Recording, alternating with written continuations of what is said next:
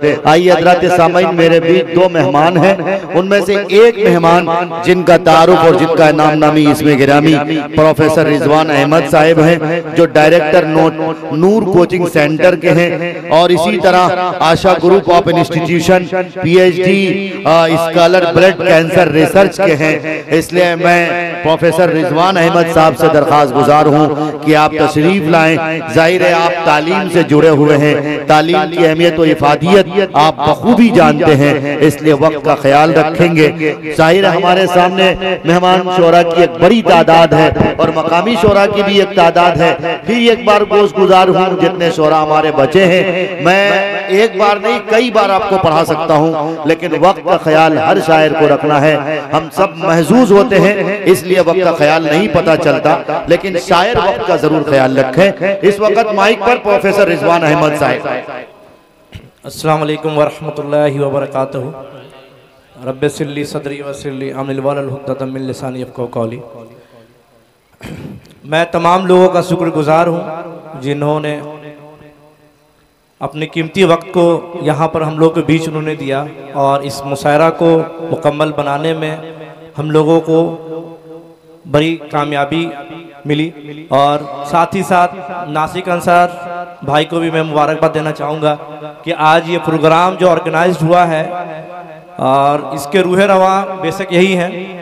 साथ ही साथ जैसे कि आप लोग को पता भी है कि जो आज यहाँ बैनर लगा है आशा ग्रुप ऑफ इंस्टीट्यूशन का, बेसिकली एक नीट और जेई की इंस्टीट्यूट चल रही थी नूर कोचिंग सेंटर के नाम से। अब जो है इसमें हम लोग, मैं मोहम्मद रिजवान अहमद और हमारे साथ नासिक अंसर साहब हैं और जिसान अफरीदी साहब, हम लोग मिलकर इसे एक बड़े पैमाने पर ले जाने का हम लोगों ने प्रोग्राम किया है। बहुत ही जल्द इंशाअल्लाह आने वाले 2 से 3 महीने यानी 2026 में ये लॉन्च होगी। जैन मंथ में भी हो सकता है, ये जैन के फर्स्ट वीक या फिर second week of the month में हो। इसमें हम वो तमाम बच्चे जो तालीम के फील्ड में आगे बढ़ना चाहते हैं, जैसे मेडिकल या इंजीनियरिंग या फिर UPSC हो या फिर BPSC हो या फिर JPSC हो, साथ ही साथ उसमें जो बच्चे जामिया और MU की प्रिपरेशन करना चाहेंगे उन तमाम बच्चों की फुल फैसिलिटी देनी हमारी जिम्मेदारी है।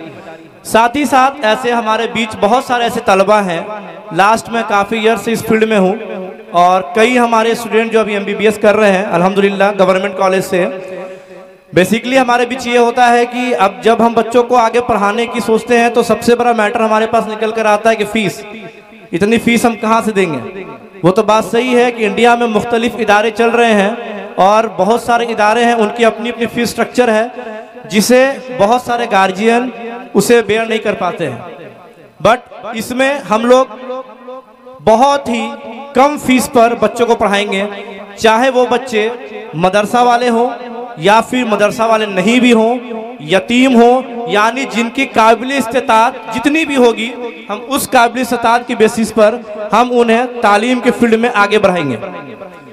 साथ ही साथ हम उन बच्चों को भी फैसिलिटी देंगे जो बच्चे हमारे झारखंड के मुख्तलिफ इलाकों से हैं या फिर बिहार या फिर यूपी या फिर इंडिया के जितने भी अलग अलग एरिया से वो आना चाहें, उनके लिए हम हॉस्टल फैसिलिटी भी रखेंगे, चाहे वो बॉयज़ हो या गर्ल्स हो।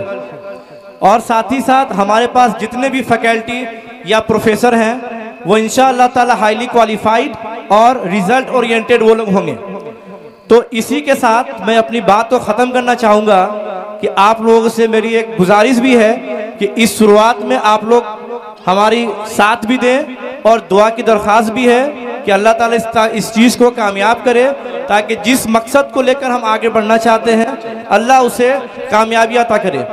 क्योंकि आज मैं बहुत सारा ऐसा मेडिकल केस फेस करता हूँ, जैसा कि मैं रिसर्च फील्ड में हूँ, ब्लड कैंसर पर रिसर्च चल रही है मेरी, तो मैं बहुत सारे केस आए दिन में देखता रहता हूँ जहाँ पर जो पेशेंट ICU के एडमिट होने के लायक नहीं है लेकिन फिर भी उन्हें ICU में डाल दिया जाता है। जैसे कल रात 1:30 बजे मेरे पास एक केस आता है मुजफ्फरपुर का, जहाँ पर यह था कि एक 65 ईयर्स ओल्ड लेडीज़ थी, उनका ब्रीदिंग रेट सिर्फ हाई था, ज़्यादा भी नहीं था, मैनेजेबल था, वो नॉर्मल वार्ड में हो सकता था, लेकिन डॉक्टर ने उन्हें ICU पर डाला, 2-3 दिन रखा और सडन रात 1:30 बजे उन्हें यह कहा गया कि इन्हें वेंटिलेशन पर डाला जाएगा।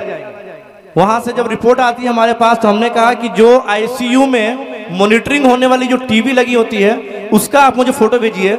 जब मैंने फ़ोटो देखा तो मैंने कहा पल्स रेट और रेस्पिरेटरी रेट यानी ब्रीदिंग सिस्टम उतना तो है नहीं जो इनका वेंटिलेशन पे डाला जाए, आप हॉस्पिटल को चेंज कीजिए। बट उन्होंने ये कहा कि सर हम नहीं कर सकते क्योंकि हमारे पास पैसे नहीं है।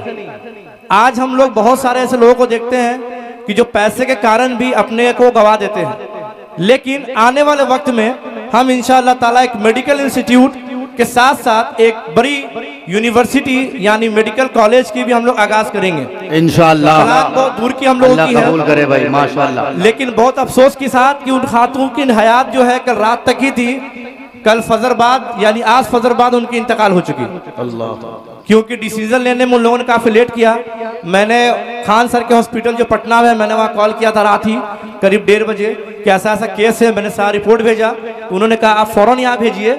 लेकिन बीच रास्ता में डॉक्टर ने वहाँ लापरवाही की, क्योंकि मैंने ये कहा था कि एक डॉक्टर को साथ भेजिएगा एम्बुलेंस में और उनके साथ ऑक्सीजन लगा होना चाहिए और बीच में जो भी अप एंड डाउन होगा वो डॉक्टर मैनेज करेंगे।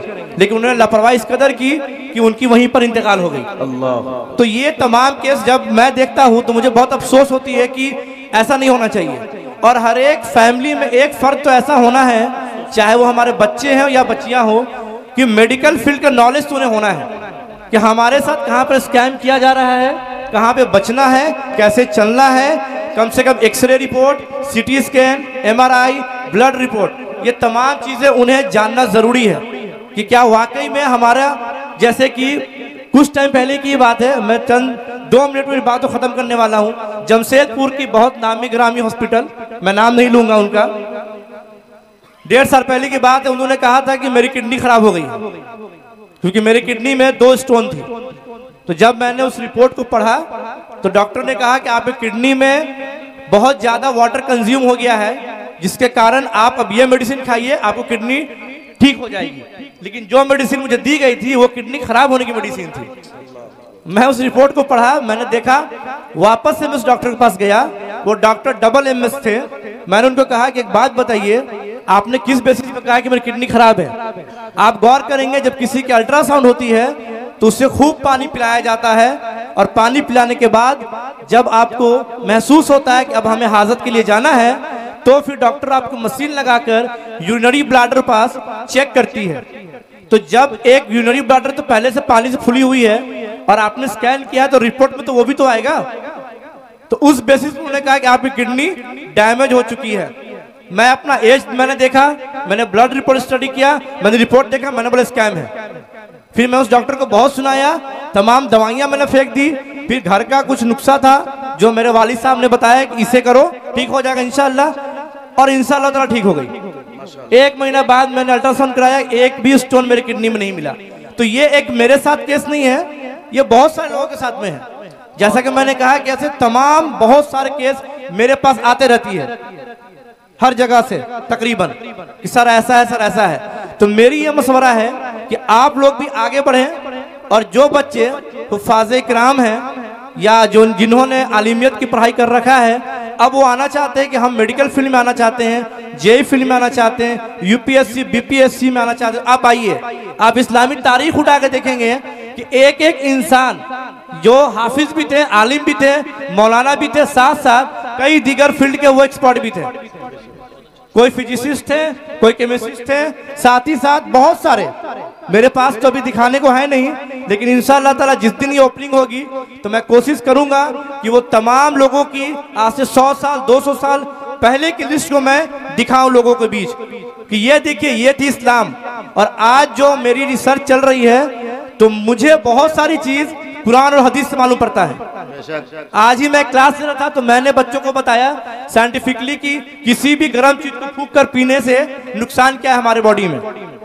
तो जब मैं इन चीजों को पढ़ता हूं तो मैं बच्चों को भी उसी तरह से पढ़ाता हूं कि आप इस चीज पर मत चौंकिए कि आज मेडिकल साइंस ने ये कहा, आप इस चीज पर ध्यान दीजिए कि हमारे नबी करीम सल्लल्लाहु अलैहि वसल्लम ने 1400 साल पहले जो बात कही, जब कोई टेक्नोलॉजी नहीं थी, और आज वो सारी चीजें प्रूफ हो रही है। तो मैं नज़दीक से पढ़ रहा हूँ, एक्सपेरिमेंट कर रहा हूँ, देख रहा हूँ, तो मुझे और ज़्यादा बिलीव होती है। तो मुझे ये लगता है कि नहीं, हमारे कौम के जो बच्चे हैं उन्हें इधर आनी चाहिए तेजी के साथ। आप दीनी तालीम इल्म भी लीजिए, दुनियावी इल्म भी आप लीजिए, ताकि कल होकर आपके साथ कोई स्कैम ना हो, कल होकर आपको कोई बेवकूफ़ ना बनाए। और इंशाअल्लाह ताला मेरी उम्मीद है कि आप लोग हमारी इस कोशिश में साथ देंगे इंशाअल्लाह। अस्सलामु अलैकुम व रहमतुल्लाहि व बरकातहू।